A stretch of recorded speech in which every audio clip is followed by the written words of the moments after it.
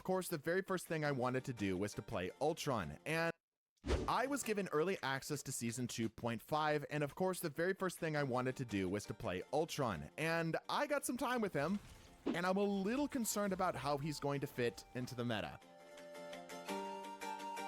Today, I'm going to talk about Ultron and his kit. I'm going to give you all of my thoughts with regarding how powerful or effective he's going to be, or maybe the lack Is that a new map? I'm going to Hold on, is that a new fucking map, bro? I ain't never see this map before. This look like that map. Damn, I forgot what it's called. But this look like that map when you in the middle and it go up and down type shit, and then you got the lava on the other side, and then we have to go through them fucking caves and shit. I hate that fucking map because my team never is on that position when I'm trying to do that map, bro.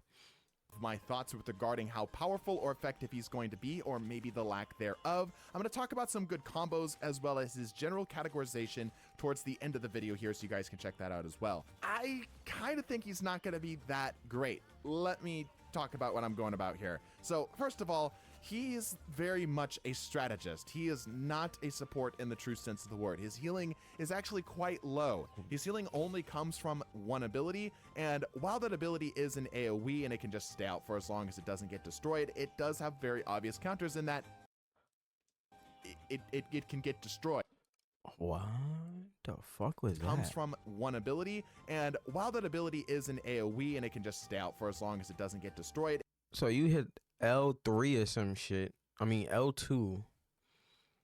Throw some shit out. It does have very obvious counters in that it can get destroyed. It's pretty brainless. It's kind of similar to how Mantis might operate. In fact, you're going to see a lot of Mantis comparisons to him here, in that his healing doesn't require you to actually do anything extra. You can just simply slap it on a target and you're pretty much good to go. Just, again, very similar to how Mantis might operate.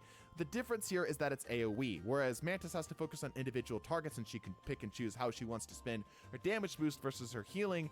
Ultron just simply picks whatever target he thinks is most likely to not get his healing drone destroyed, and what character he thinks is going to be the most valuable target to choose overall, and then that's pretty much it. He just simply cycles the other abilities when they are available to him.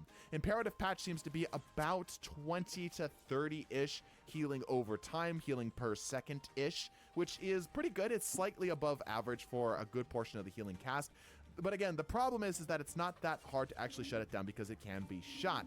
And also the healing is slow enough that it's not going to be able to do anything like allow a tank to get out of a bad situation. In fact, Ultron seems very much built for a low tank composition build altogether. If your team has a lot of DPS characters or support characters, Ultron's going to see a lot of value. However, if you're really leaning in on a more traditional 2-2-2, I think Ultron's probably not going to be the greatest pick unless you decide to choose him as a DPS, in which case you're probably going to be doing okay. Again, a triple support meta seems to be Ultron's niche. So let's talk about some of his strengths. Let's talk about some of his weaknesses. His greatest strength is, of course, his flight, something that allows him to completely shut down a good portion of the cast. Basically, any character in the game that is very heavily brawl-coded, characters that don't have a lot of ways of getting airborne or have any form of range, Ultron basically completely shuts down. His Encephalo Ray burst damage is enough to 2 burst 250 HP targets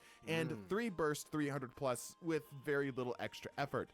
The damage drop-off also seems to be pretty small, meaning that he can snipe targets from a very far distance away. Yo, you see that shit right there? That's it. Look at the damage on that, yo. Bro, who's not gonna want to fucking use that? And then you saying he's not really like a support, so you pretty much playing him passively healing your teammates. But the only thing I'm not liking about Ultron, to be honest with you, is this flying though. Cause last time we had another flyer, we had Johnny Storm. And his flying is just terrible, bro. I'm almost loyal with him, but his flying is just terrible. It's kind of like unbearable.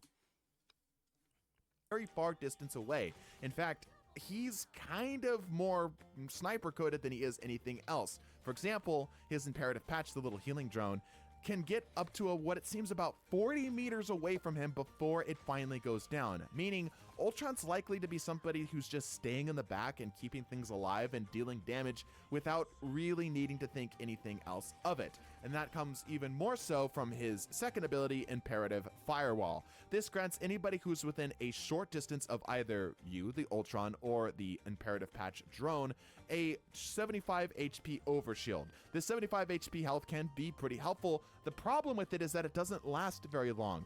For as helpful... Yo, but that shit gonna be so popping. So basically, if I'm Ultron, and from what he's saying is you would want to run 3 healers. So basically, I will run Ultron, Cloak and Dagger, and possibly like Rocket or some shit, or Invisible Woman. If he has his 75 overshield, then I could just throw the overshield and then have Cloak and Dagger also put that that healing wall to where you get the overshield, so where you're not gonna die too much, and then Cloak and Dagger's healing wall will also try and push you up further. So that's a good type of thing right there. And then Rocket can also boost that health up a little bit more also, and he has the revive capability, so just in case anything do happen to Cloak and Dagger or Ultron, we could be revived. And his healing is actually quite good too. Plus 75 HP is it's slow, but it's fast. Not enough to survive most fights. I mean, it's slow, but again, appreciated. It gives you a lot. But if it lasted longer than what I'm clocking in at about 4 to 5 seconds, it would be better. But because it's not doing that, it's hard to justify its use as a tool other than a "oh crap, somebody help me" button. Again, this can be multiplied over multiple targets, which would make him theoretically a lot better, but I'm wondering in which situation this is actually useful for him. At which point are you in a gunfight and you're thinking to yourself, you know what, I need my entire team to just be able to take an extra bullet or two against most of the higher burst damage targets. I just don't see it happening in most regards. In a one-on-one, sure, but you're not in a one-on-one in that point, right? You've got help.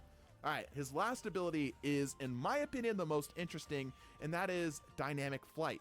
This, on paper, is just similar to how the Human Torch or maybe Iron Man would boost around, but the difference here is that it gives him a 50 HP overshield. This is his defense. This is how he gets out of danger. His Dynamic Flight allows him to move significantly faster, and that 50 extra HP allows him to get just far enough away that it's going to force the target to change up their tactic. Dynamic Flight allows him to move is his defense. This is how he gets out of danger. His Dynamic Flight allows him to move significantly faster. The fuck was that, bro? He gets out of danger. His Dynamic Flight. Yo, what was that? You get like a burst of fucking flight and then what? Yo, bro, that's like that Johnny Storm shit, bro. It's complete ass. Why they be doing the flyers like this, man? This game is always violating the flyers. They nerfed Iron Man when Iron Man didn't even have really nothing wrong with him like that, because nobody was even using Iron Man, but they still nerfed him. Made his beam less powerful, and the maximum pulse was even more cancelable. And then now we have fucking Johnny Storm with that crappy ass fucking flying, where that shit look terrible. And then you got him where he's not even healing all that good, giving 75 overshield, and then he's gonna fly slow. So basically what I'm looking at is, if we don't have 2 more healers, he is gonna die from out the air, because somebody like Wolverine just gonna do that shit where they jump in the air, take you out the air, and just yum yum yum yum yum yum yum, and you done. Or you gonna have Witch could just fly up and just with 300, bro. 300 health. Come on. Wait, is that even 300? What is it, like 225 or some shit? Because he has the overshield, so I don't even know how much that is. Allows him to move significantly faster. That's crazy. 50 extra HP allows him to get just far enough away that it's going to force the target to change up their tactics. If he's within close range, let's say where he is within melee range, that Dynamic Flight can suddenly change his positioning to make it a problem for them. It's one of the stronger things in his kit, ironically, because it's probably the only thing he has to really realistically defend himself. Everything else sort of operates at a loss unless it is hitting multiple people. So, of course, Ultron is absolutely going to be played with teams that are going to bunch up. Sort of a death ball comp would be the most expected here. Does that make sense? All right. His next and last ability is Rage of Ultron. This is his ultimate. Ooh. Ironically, this is what I've been waiting for. This is the shit where he get the drones, bro. Some Ultron drones to fire encephalo rays. Damaging enemies or healing allies. Oh, so basically, if they're in a group and you do this or some shit, it's gonna heal your people and then kill the other people that's also there. Yo, that's tough. The damage of this is lower than his primary fire, but it trades off that it also gets a bit of healing as well as splash, so it makes it very easy to keep targets alive. The healing is pretty good. It's nothing to really write home about. It does come in burst, which means that there's a period of time where if somebody's trying to burst something down, let's say the Punisher has a shotgun in CQC, he wouldn't have too much trouble, especially if they had help.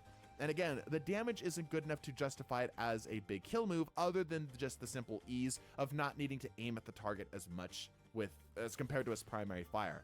His team up, I feel like, might end up getting incorporated into his whole kit. I feel like I don't even know his melee. It almost feels necessary to make him operate like a true support. This team up is with Iron Man, and it is Nano Ray. This can be activated similar to how Iron Man operates with his overcharge and such, where it'll give him a brief period of time where his primary fire becomes sort of like Moira, or her ult, in that it will both deal damage and heal targets over time. This Nano Ray seems to have all right healing that seems to be right above average, but again, because of its long cooldown time and its fact that you have to keep it directly on the target the entire time, it's not something that you can just fire and forget like many of his other abilities. It really changes how he operates. He basically forces him into playing a more shoot the fish in the barrel style of playstyle rather than anything else. So let's talk about some of the ways that he can get the best use. Because he doesn't require a lot of thought, if you were to slot him as a DPS and just simply throw imperative patches, his healing turret drone on targets as you're going about, it will probably be the best way to use him. Again, his damage is, I cannot stress this enough, very good. Possibly one of the best damage characters. So basically, it's looking like, because I'm looking at just these shits right here, it's looking like he's really just a DPS character that could also do healing, and they just put him in the support section. Because look at this, watch. One. Like, bro, he's shredding the shit out of fucking, he's shredding the shit out of these people, bro. Venom had his shield, and then you still kill him with the shield? Like, come on, man. That shit Again, crazy. His damage is, I cannot stress this enough, very good. Possibly one of the best damage characters as a support in the game, barring a Luna Snow shooting a standing still target and hitting nothing but headshots. Yeah, right? Like, he doesn't need to hit headshots to hit this kind of damage. His flight completely shuts down targets that would normally have very easy times against a lot of the supports, which means that he can be a great counter pick, but you're going to have to understand that you're trading off a good portion of your healing. His best ways to counter him are unfortunately a little easy, in that you can simply shoot his drone or damage his drone in order to get rid of it. It also means that you generally don't want to put it on tanks, as tanks are going to be very easy to shut that down. So likely you're going to be putting this on supports slightly behind the tanks so that the tanks can also cover and protect the drone. His healing is pretty dynamic in that it can switch between targets relatively easy, meaning he's going to be able to keep a team topped off pretty darn well, which is exactly why that triple support would work great for him, because he can absolutely fill in the gaps where some of the other teams could potentially struggle. Some of the other supports would likely struggle against healing multiple targets all at once and really making sure that they're absolutely topped off. Yo! Lastly, he really struggles with having a true personal defense. While many of the other supports have some way of doing something to get a target off of him, Ultron really can either run away or just simply try to kill them. He's slightly better off than Adam Warlock in that obviously he has actual mobility, but also similar in a lot of ways in that he has nothing to stun or to push a target back or to absolutely guarantee an escape, because That's stupid, because I feel like Human Torch also don't have no evasive abilities. Like, bro, Human Torch, when Human Torch is getting lit up in the sky by Witch, bro, what do? you gotta do that slam shit, but that slam shit ain't really the best because that shit's just putting you back down to the floor where somebody else is already at, and pretty much 9 times out of 10 somebody else is already there waiting for you to get closer. So that ain't really a good one either. Flight is good. What I do notice, a lot of these heroes actually don't have good evasive abilities. There's nothing really, there's no real way to get out of a fight unless you're just gonna be healed up the wazoo like Thor, Doctor Strange, Emma Frost, and just be healed up the wazoo, and then hopefully you could just win the fight. But sometimes, and especially if you're going against a really good team, y'all just relying on y'all healer to see who healer gonna die first before you die. So I don't know. I think they kind of need to redo these. But it's not the hardest to track. Personally, I'm hoping that he's going to see a little bit more buffs in his healing department, maybe making Nano Ray into a default part of his kit. Because as it stands right now, he's fun, a lot of fun. I love playing him. He's super DPS. But why make him? Because look, they did this with who is it? Luna Snow? I think Luna Snow or Mantis. When they do their healing, if they miss and hit an opponent, it's doing damage. So why can't you just make his beam also do damage also? Like, I'm not really why not his beam also do healing? Like, I'm really not understanding this. Making it one or the other is stupid, because if you're gonna make him this crappy of a healer, you might as well just made him a fucking strategist at this point.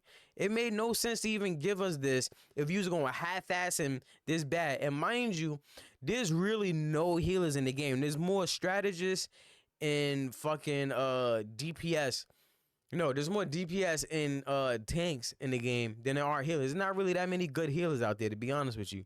So I don't even feel like why they gave us this just now. DPS brain very happy, but I just don't know if he's really gonna have a place in the game. Did this shit come out today? I could completely eat my words, because I gotta try this shit. Time will tell. We'll see if he ends up getting any new personal survival buffs in the future, or if maybe his ultimate gets a little bit touched up, because right now it's a little bit lacking in both the healing and the damage department. But let me know what your thoughts are in the comments down below. Again, I don't think we're gonna see no Ultron players. I just think he's not gonna quite see as much play for most ranks. But again, triple support's a thing. Let me know what your thoughts are. Bless your faces, and deuces.